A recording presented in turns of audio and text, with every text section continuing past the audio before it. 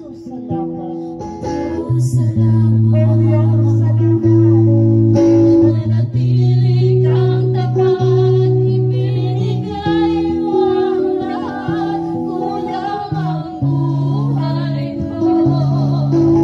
Maging ang mundo sa lapitan ng pag-ibig ko.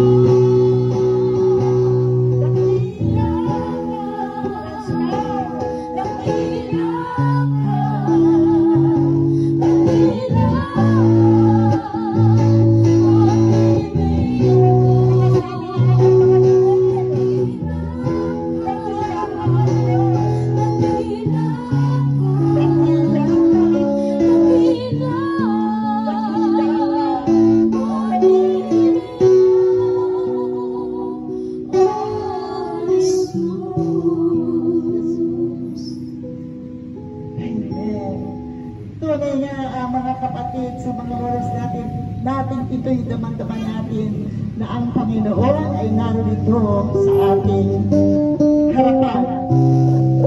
Maaaring nasa iyong likod, maaaring nasa iyong tagiliran, at maaaring nasa iyong harapan ang Panginoon sa oras na ito.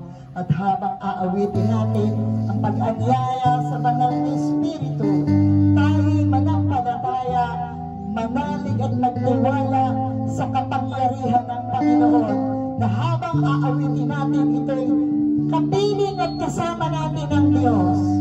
Awitin natin ang buong puso at Come, Holy Spirit. Holy Spirit, fall on me now. I need your anointing, fall on my life. Holy Spirit,